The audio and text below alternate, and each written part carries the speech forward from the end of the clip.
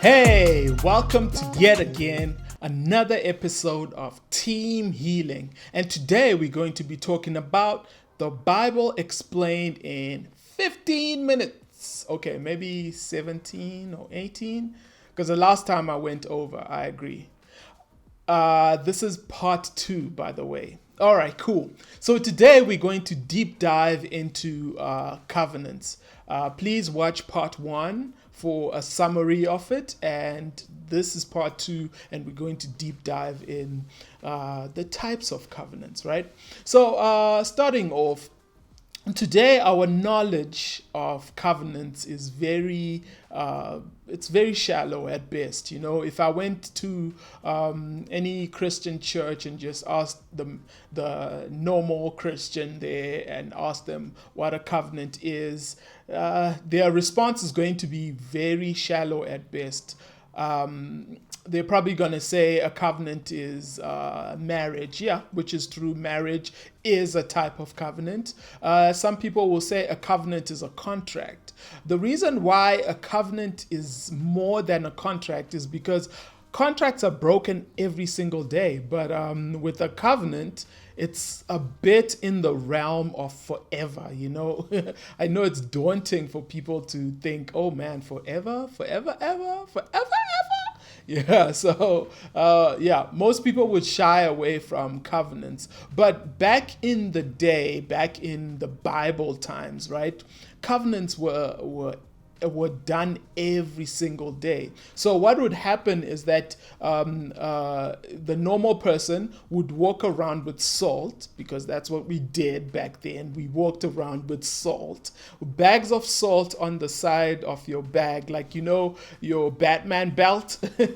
It'll have like a pouch of salt, and basically in that salt, what you would do is when you meet someone who you want to have a covenant with, you would take your salt, take a little pinch of salt from your bag and put it in their bag, and then basically what you guys would shake or hold hands and basically say, as far as someone can separate the salts that we've put in each other's bag, so can our covenant be broken. So basically they're definitely saying, yo, this covenant can never be broken. This is now bond. It's for life. It's forever. You know what I mean? So that's the best explanation you could get when it came to covenants. And they were very, very, very frequent, and they were very, very known.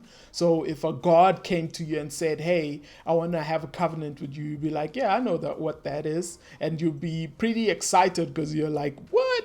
God, you want to sign a covenant with me? So yeah, so basically that's basically the Abraham story, right? So yeah, so that's a rough breakdown of covenants in the biblical times. Another statement that I said before in part 1 was that not all covenants are equal, right? So today I'm going to break down the different types of covenants. So there are multiple types of covenants, but 3 really, really stand out, and you could say these are the main ones, and these would also apply to the 5 main covenants in the Bible, right? So the first covenant type that I would start with is called a royal grant covenant. So a royal grant covenant is basically when a big king goes to a lesser king and says, I like you so much, I'm just going to shower gifts onto you, you know? So basically his kingdom is just pouring gifts, and the lesser king doesn't have to do anything, or the lesser nation doesn't have to do anything. All they have to do is receive. That's what a royal grant covenant is. Just like how Abraham, same story, right? And then there is the Suzerian-Vassal covenant. Now this one is a bit dark, right? It's same scenario.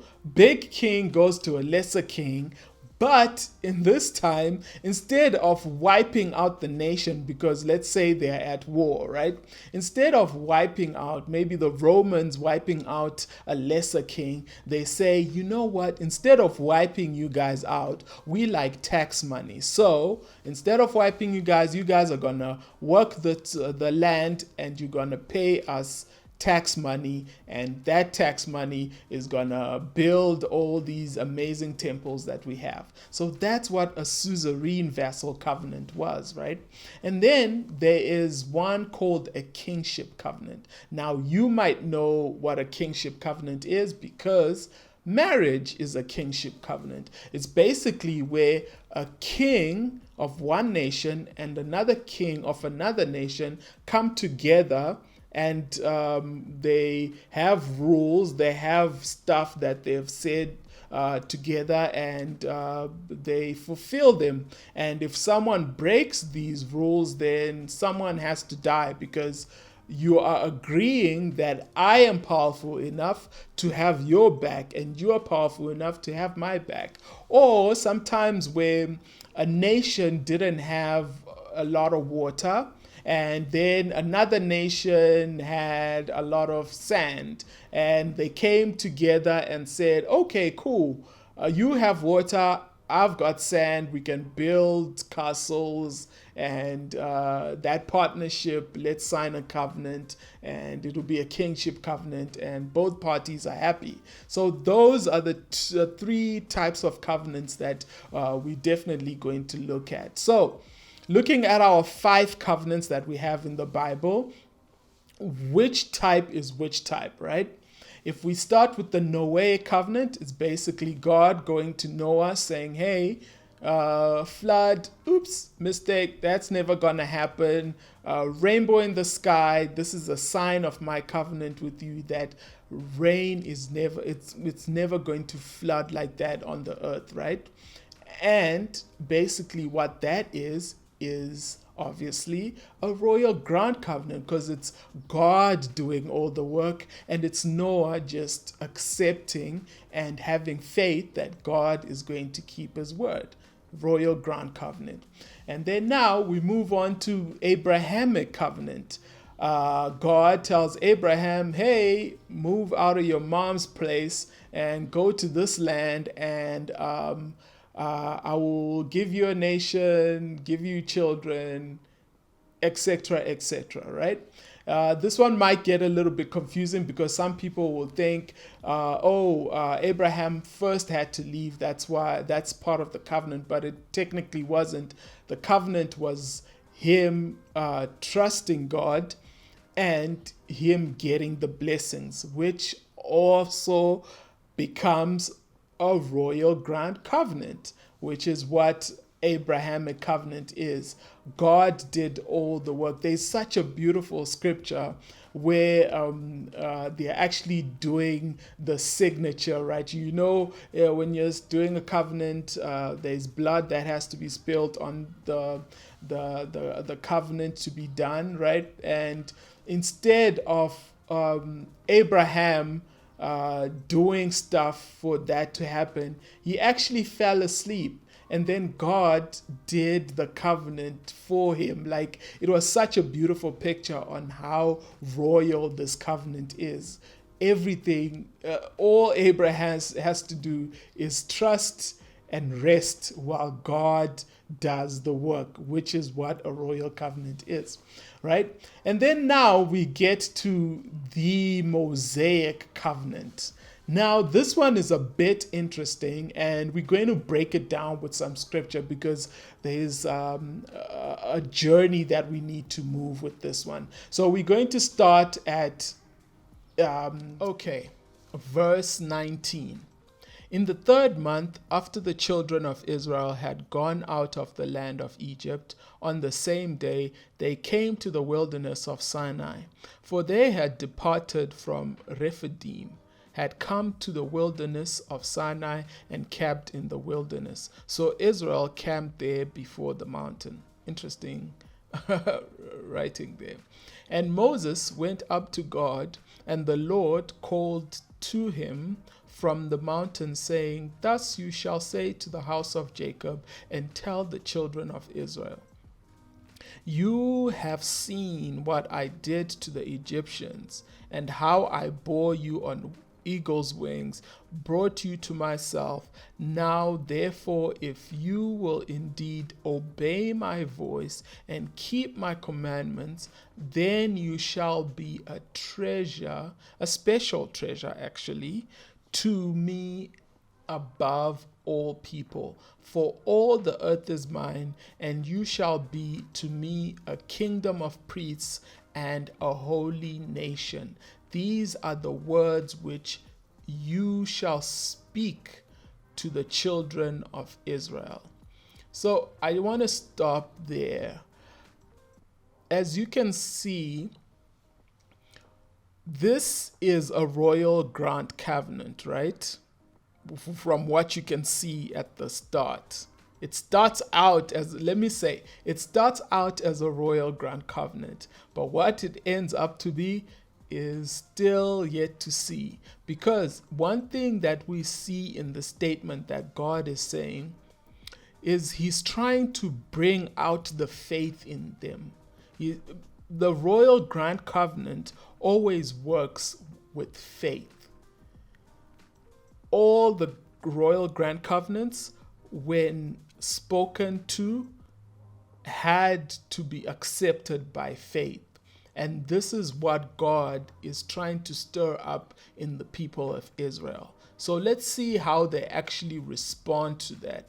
Verse 7, So Moses came and called for the elders of the people and laid before them all these words which the Lord commanded him. Then all the people answered together and said, All that the Lord has spoken, we will do. So Moses brought back the words of the people to the Lord. And the Lord said to Moses, Behold, I come to you in the thick cloud, that the people may hear when I speak with you and believe you forever. Okay, believe in you forever. So their response to what God said is actually out of whack and context, because here God is saying, obey my voice and keep my covenant, right? And they are saying, no,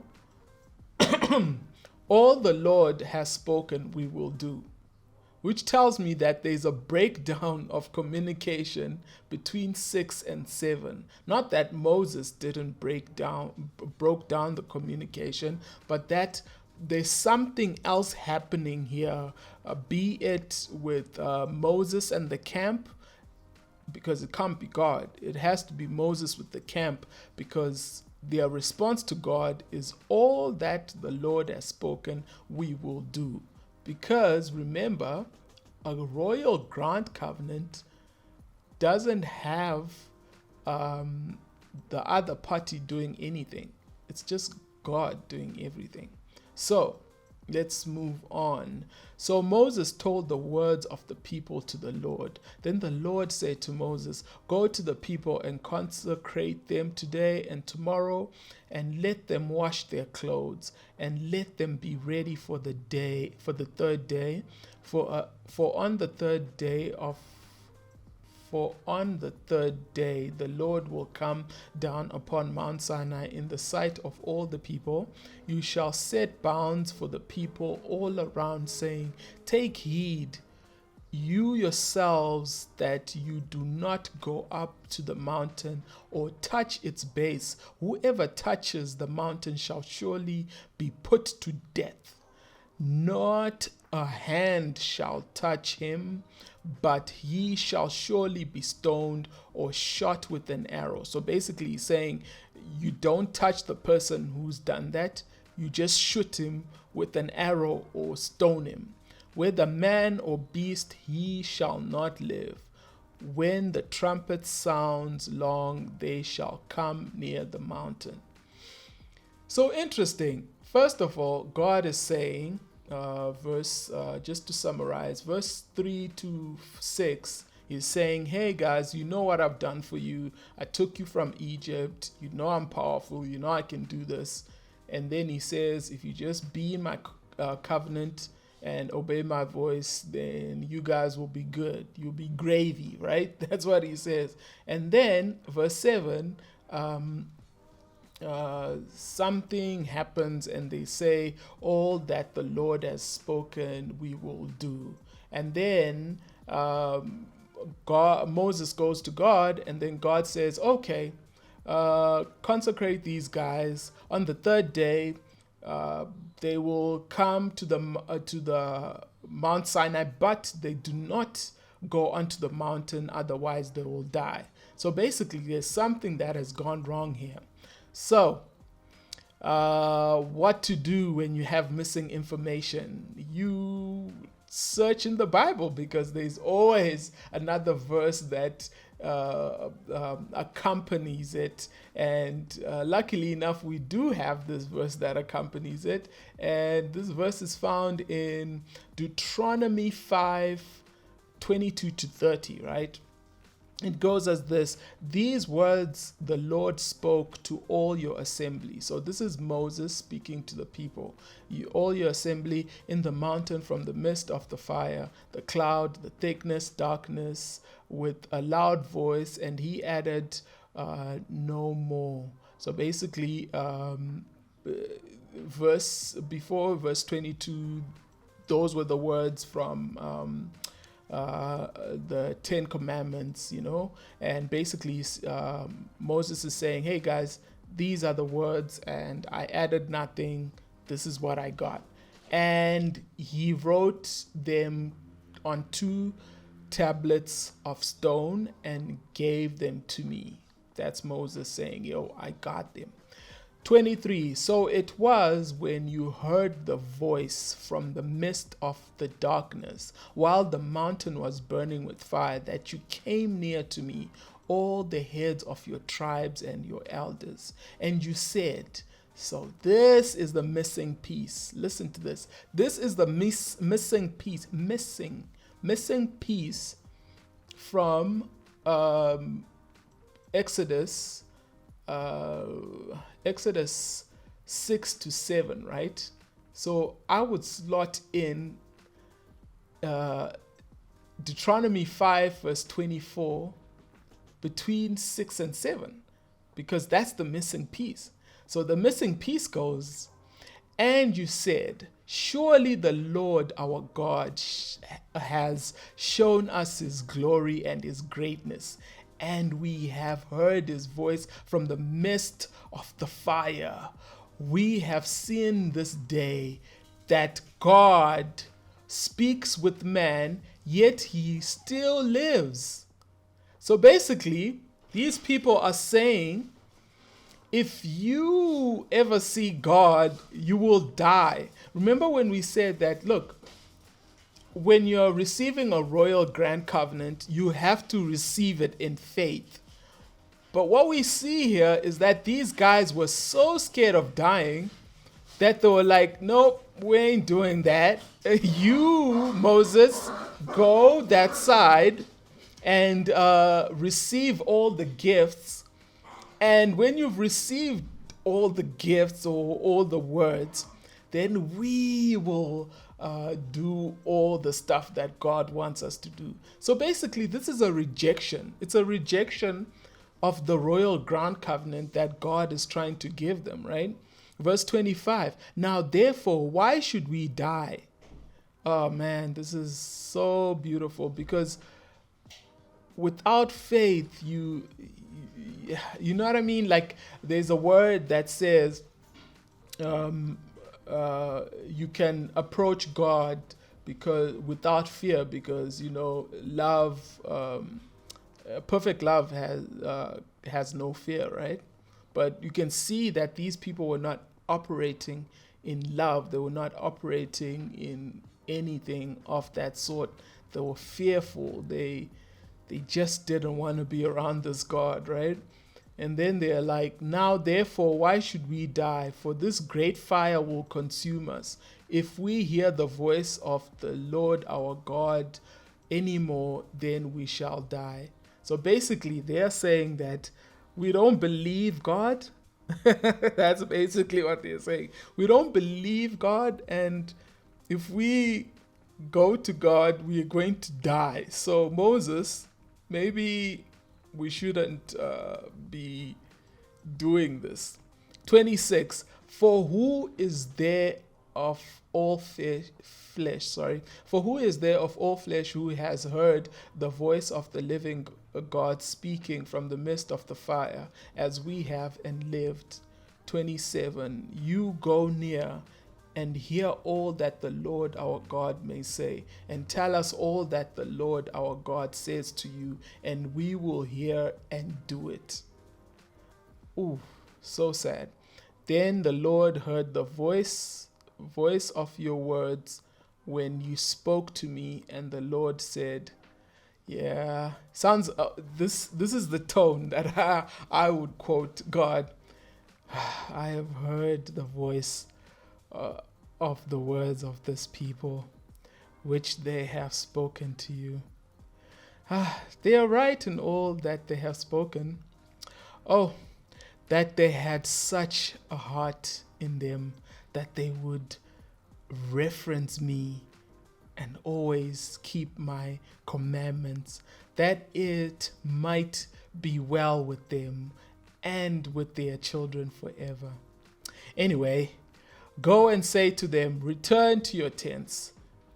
But as for you, stand here by me, and I will speak to you all the commandments, the statute, the judgments, which you shall teach them, and they may observe them in the land which I am giving them to possess.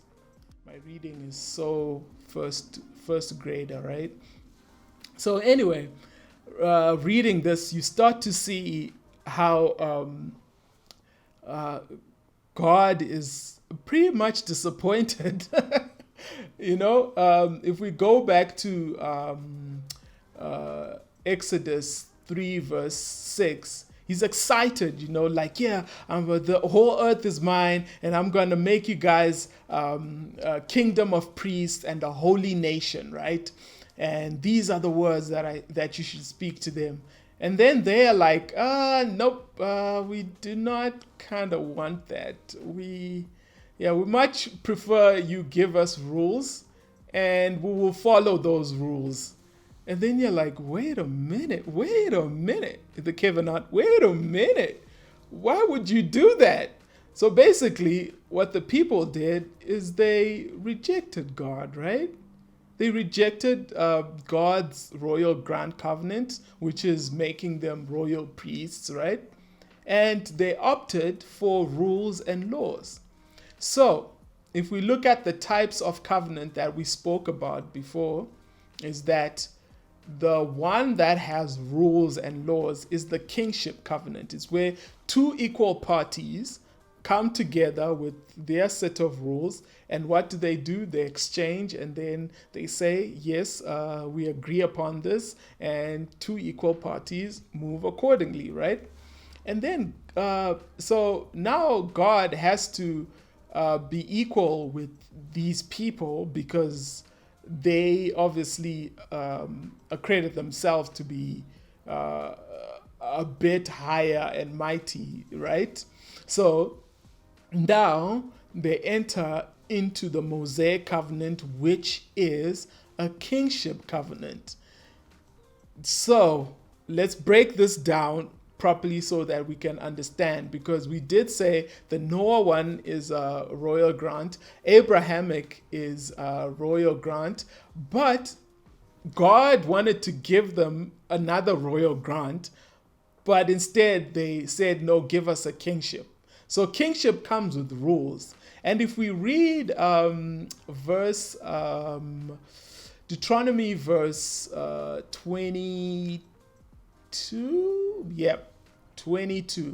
we read that it says, then he wrote them on two stone tablets and gave them to me, right? That's Moses saying he wrote the rules on two stone tablets, and then he gave the rules to Moses, right? So most people would think, after watching movies, would think he wrote 1 to 5 on one stone tablet and 5 to 10 on another stone tablet. But no, actually, what he did is he wrote 1 to 5 on one side and then 5 to 10 on the other side. And then he made a copy of that. So one he keeps, and the other one is for the people. So you start to get that actually this is not a royal ground covenant, it's a kingship covenant, meaning you have to work your ass off. Otherwise, you are punished, right? Because let's circle back onto the covenant of salt, right? The one thing that I left out on purpose was that when you did a covenant of salt, you basically say, as far as this grain of salt can be separated from my bag and your bag, may our God punish us if we break the covenant. So now the stakes are a bit higher, right? So when you look at a kingship, there's a new dynamic. Two parties, each parties have their own God. And when they sign, if party A violates or breaks the covenant, then it means party A's God is going to punish party A. And if party B violates the covenant, party B's God is going to punish party B. But we've got two parties. We've got God, the God. He's got no God above him, right? But what does God do? He puts his word above himself. Ooh, sounds like some Jesus talk. Some Jesus talk about it into him. So he puts his word above him, saying, as much as I'm going to keep my end of the bargain, and if I violate my end of the bargain, my word will strike against me. So that's basically what he's saying. So he put his word above himself. And then when it comes to the Israelites, their God is God. So meaning that God is switched into punisher, which is something that he never did. He was never punisher. He was always the supplier, the healer, the nurturer, not punisher. So now the Israelites in the Mosaic covenant have put God as punisher. So meaning if they violate their rules, then God is going to punish them. So it's a lot to take in, but when you start to understand this, you start to understand how the Bible actually works and how why it looks the way it looks. For an example, before Mount Sinai, if the people would murmur, if the people would ask for water or anything, right, God would tell Moses, hey, Moses, the people want water, go make water for them. If they would say, we are hungry, okay, Moses, there's flock coming and it's going to... So basically God was operating in that Abrahamic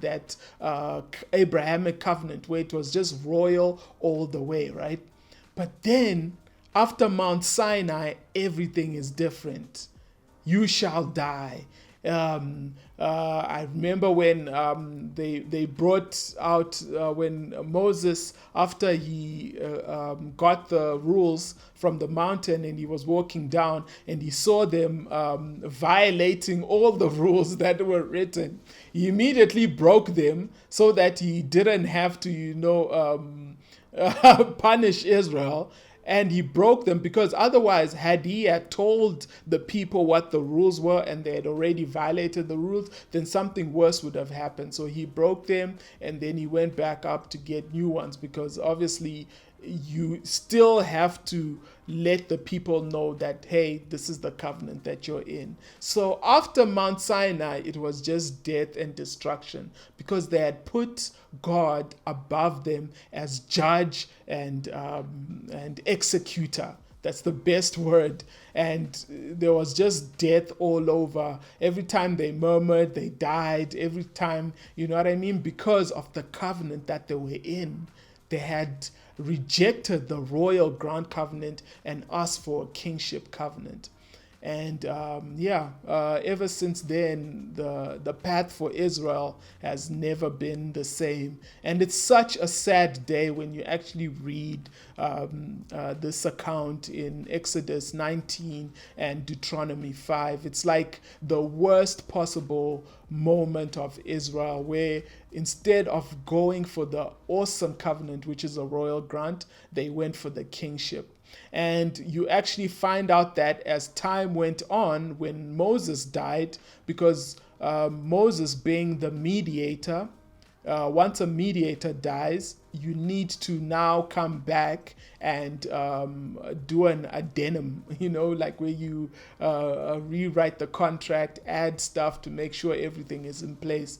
And it was so sad that they actually downgraded the kingship covenant to a vassal covenant because Israel wasn't doing very well in their part of the deal. So God, being a fair God, he says, instead of wiping you guys, I will just downgrade your covenant, and you will have a vassal system. And in a vassal system, that's where you get that taxes, where you working and, hardship, just so that you can keep your end of the deal. It's such a dark moment. And then you start to understand why it doesn't make sense that Christians would want this covenant, yet the Jesus covenant is so much greater than the Mosaic, which is a vassal and a kingship covenant, because the Jesus covenant is beautiful in the sense that the covenant is between God and Jesus, and they're the two parties. The only way that you are in this covenant is through marriage through Christ, right? And that means that there's nothing that you can do to mess this covenant up, because the covenant is between Jesus and God, and everything in that covenant is royal because everything is done by Jesus on the cross and by the blood. All right, that's a lot of stuff. I'm going to stop there, but I am going to come back to this topic on another video about the 10 Commandments. You want to watch that. And basically, we get to break down the Mosaic again, and then you start to see why the Jesus covenant is so much better. And as Christians, we should thrive for the Jesus covenant and not the Mosaic. Like, share, subscribe, guys, and comment below if you feel like there's something that I missed or there's something that you want me to touch on. Peace.